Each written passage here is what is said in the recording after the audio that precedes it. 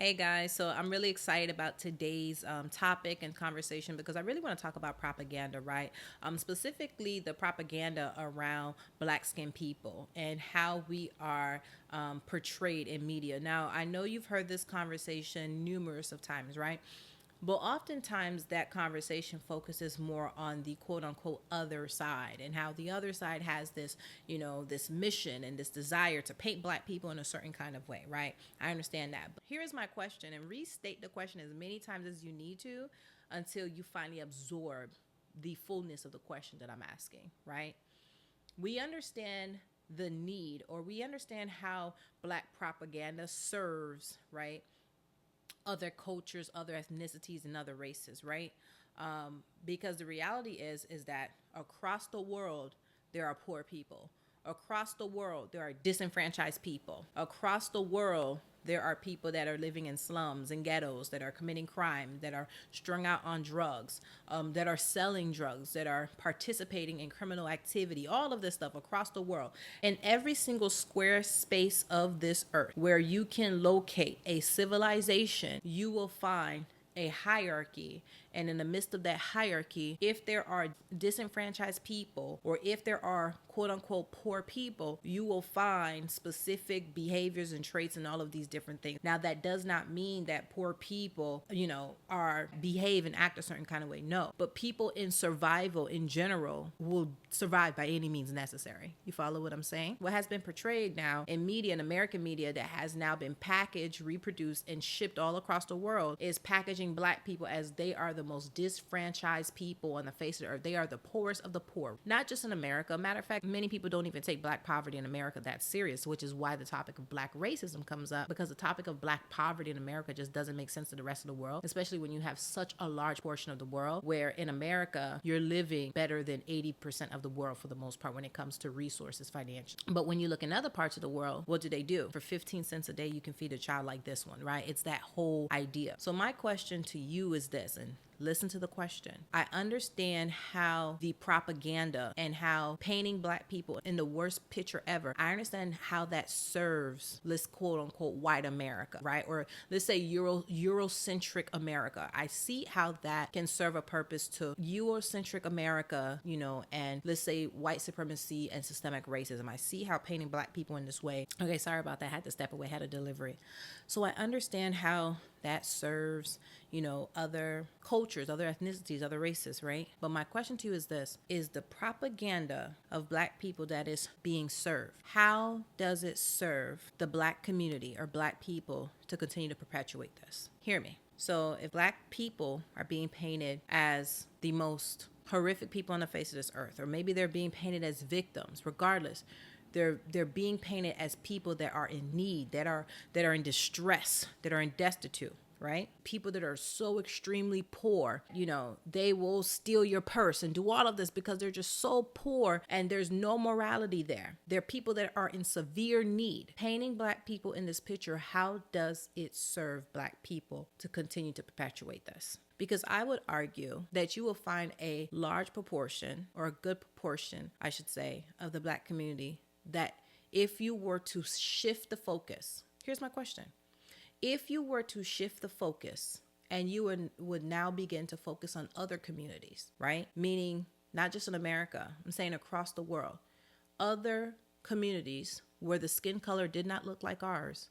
If you begin to focus on other communities and point out their poverty, whether you go to Asia, whether you go to Europe, whether you go to countries like Germany, or you go to Berlin, right? Or you go to Poland, right? Or you go to Ireland. If you were to be able to point out their poverty, how they're living, what their lives look like, what criminal activity looks like in those communities, and you'll begin to highlight those, would Black America be accepting of that? That's my question. Would Black America be accepting of the fact if you got on TV and today in every single other commercial was showing a extended stomach German kid and saying for 15 cents a day you can feed a child like this one? Would that upset you? Would that anger you? Or would you be relieved? That's the question. If you turned on your TV, right, and you saw infomercials every hour on the hour saying for 15 cents a day, you can feed a child like this one, and it was a extended stomach German kid or extended stomach British kid, would you be okay with that in Black America? Would you be accepting of that reality? You understand? If you went to your churches, your local churches, and they said, we are taking up donations. Now, I'm not talking about war. I'm simply saying highlighting poor white people and letting them be the face of poverty. Would highlighting white people as the face of poverty moving forward, from this day forward, moving forward, if we highlighted white people as the face of poverty, would you be okay with it? Would you be okay with that imaging as a Black American, right? Would you accept that? Would you say, wow, it's good to see that these people are getting the help that they need? Would you say to yourself that, wow, it's really, it's awesome that somebody's doing something. Somebody's helping these people. They're extremely poor. In Black America, if white people began to become the face of poverty, would you be accepting of it? You follow? And that's why I'm asking you, the propaganda that takes Black people and it paints them as being poor, as being destitute and being distressed. How does it serve Black America and other nations? But in America, how does it serve you to continue to keep this image up? How? Because I believe what you will find is there are a great number of Black people, especially here in America, that are not accepting of seeing any other culture, any other ethnicity, any other race play that role except them. And that's a problem.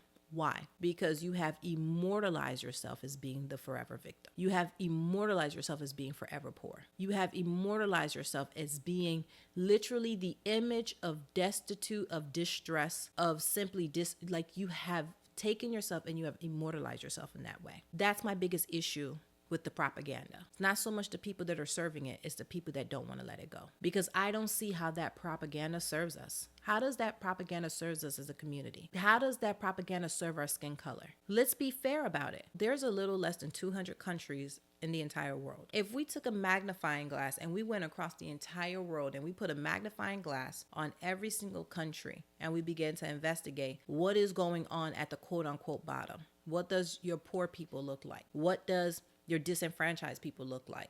What do your criminals look like? If we went across the entire world and we began to paint this picture and then we created like a board and we just put all of these different nations and these countries and we put all of their poor, all of their disenfranchised, if we put all of essentially the people that are living in this level of destitute and we put them all on a board together, right? How many of their faces would be Black? What proportion of them would be Black-skinned people? If you visited all 7 of these continents, visited every single country on these continents, and we build a portrait of what poverty looks like, would it be Black? If we build a portrait of what being destitute and distressed, and would it be Black? If we paint a portrait of what criminal activity and behavior looks like because people are trying to survive or they feel like they're at the bottom, would it be Black? I beg to argue that it would not be. And I beg to argue that you'll be very surprised at what that picture looks like. The problem now begins is that why, however, is that the image that is painted in media? Why is that the image that is sold? That we're at the bottom. Man, the man has his foot on us. We're just the lowest of the low. I understand why white supremacy and I understand why systemic racism would want to paint that picture. But why do you want to uphold it? Why? And this is the thing that we have to deal with. There is something about no longer being the victim that some people cannot stand. There is something about not being the victim that some people are not ready to let go of. And in America, I argue that there is a culture of victimhood that is not ready to let go.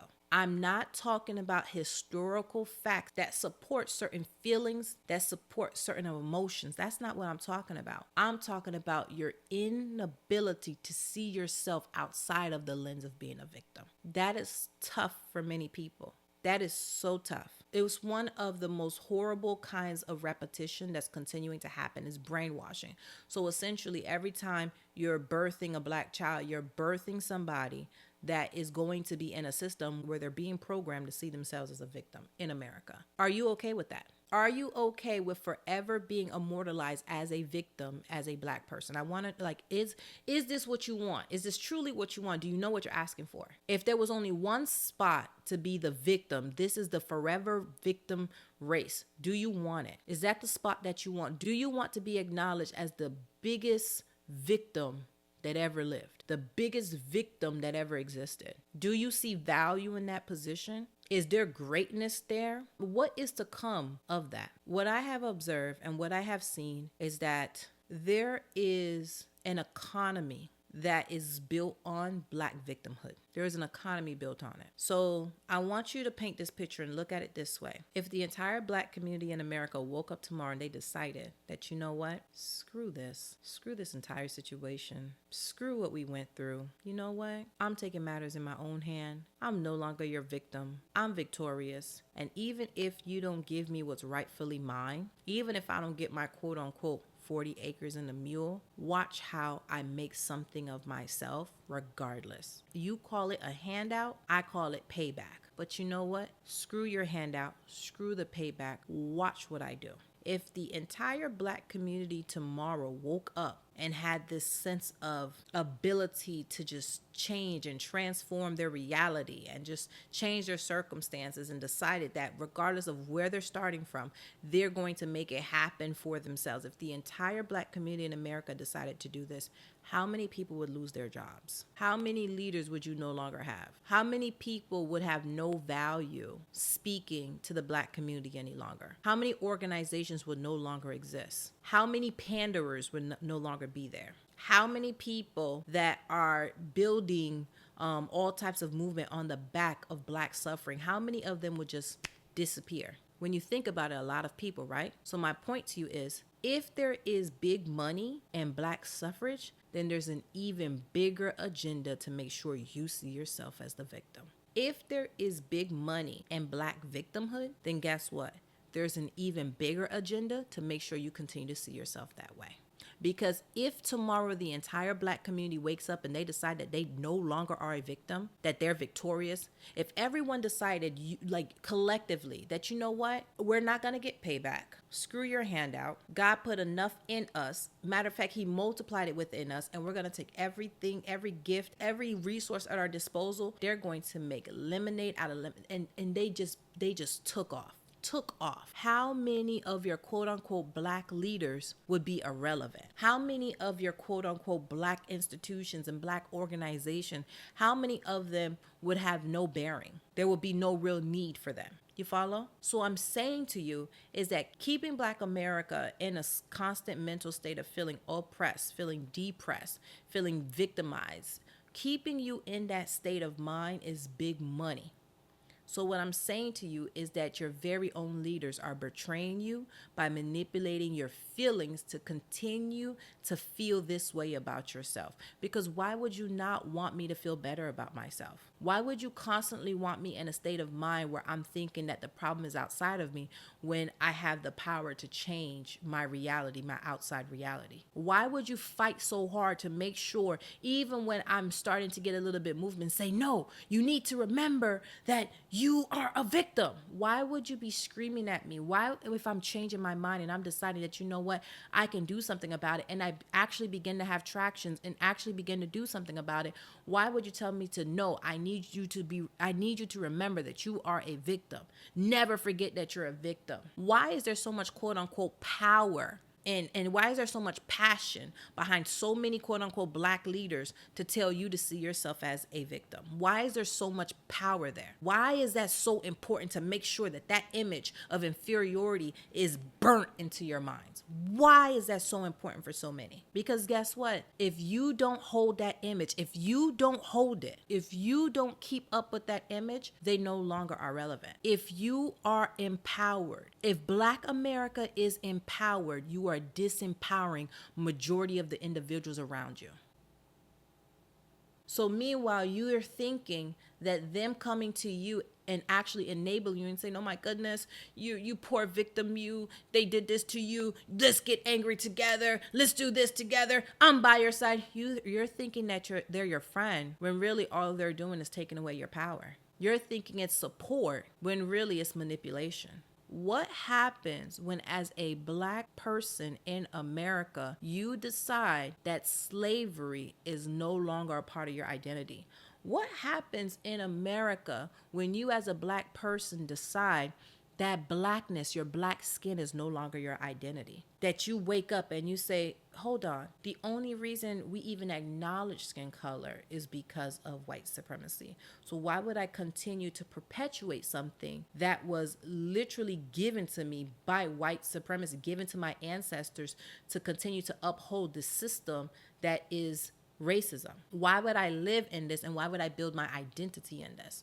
What if you just wake up and you snap out of it? Does it mean that everybody else around you changed? No, but you changed. What if you change your point of view? What if you change emotionally how you react to this? What if somebody calling you the N-word actually made you laugh? What if you looked at them and you just said, I pity you, poor guy. Aw, N-word.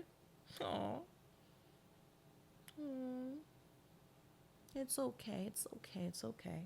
What if it rolled off your back?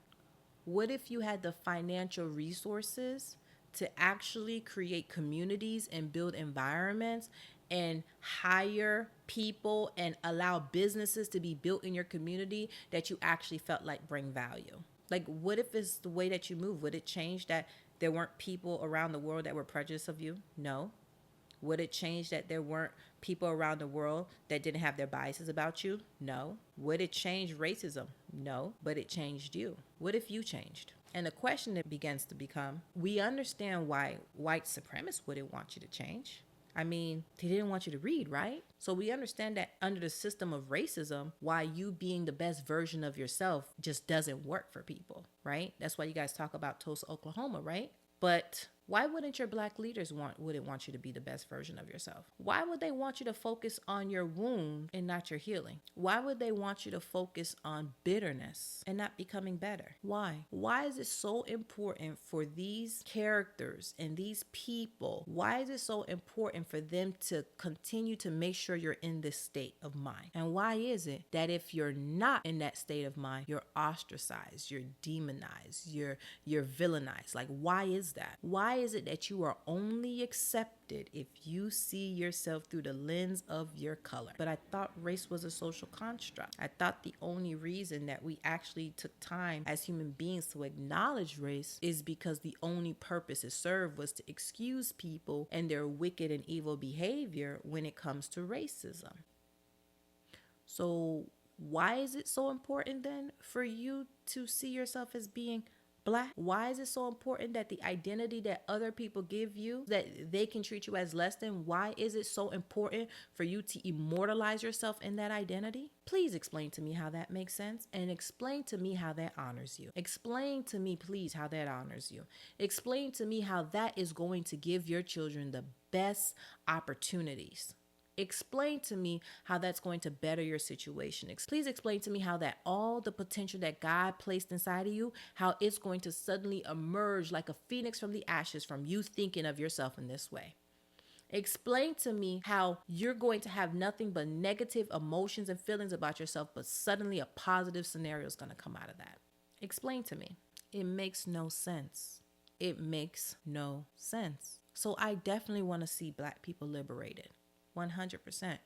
I want you guys to be liberated from the idea that you have to be like one type of black person. I want you to be liberated from the idea that your skin color is your identity. How are you skin? How are you skin? How are you skin? We are humans. This is flesh. You take two deceased people, you put them in an open grave. Guess what? Before you know it, it's going to deteriorate and you're going to be looking at some skeletons. Skin goes back to the dirt. How are you putting so much value in dirt? It goes back to the dirt. That's what it does. Maggots will eat at it. It's skin. But you know what you can't locate and what you can't find? Your spirit. What color is your spirit? Oh, your spirit's black, it's white. What color is your spirit? Essentially, I'm saying to you is that black propaganda serves certain people. It does not serve you. It does not serve the people. It does not serve the people to think less of themselves. It does not serve the next generation to think that, there's no chance at them ever being able to have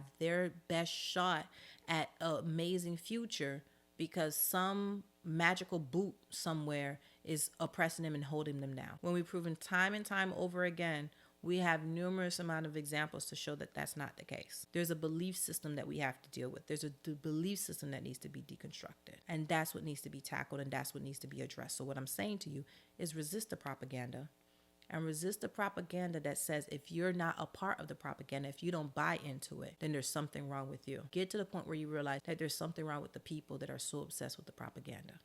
There's something wrong with the people that are buying into this propaganda. There's nothing wrong with you. You can think for yourself. You're actually an individual. Resist the propaganda that says, no, you're not. You're black. Oh, I'm sorry. I need to think of myself exactly how the white supremacists tell me to think of myself. That makes sense. That's logical. You're an individual. Are there going to be instances where somebody's going to they're going to try you based off of their biases and their prejudices? More than likely. I'm a woman. In scenarios where I'm dealing with majority men, it can happen there. In scenarios where there's much more older people there, and I'm the youngest, it can happen there. In scenarios where everyone has their hair braided, and I walked in and I have a big fro, it can happen there. Biases are a part of life. Anyone that can control your emotions controls you. What would happen if a brand were to drop a racist campaign? Black people actually didn't get mad all over the world, but they actually said, you know what? I got you. And what happened if that wound that people can constantly poke at and trigger you? What happened if that wound healed? And if that wound stays open, who stands to benefit the most? Who benefits the most if black people's wound is still open about racism and slavery?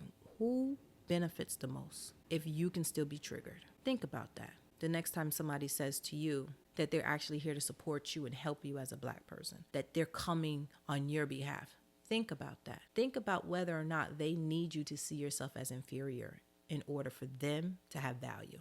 Think about that. The next time you're so quick to think that they're actually supporting you, when really you're probably experiencing witchcraft right in front of your face. Manipulation, brainwashing. All right, guys, have a great one.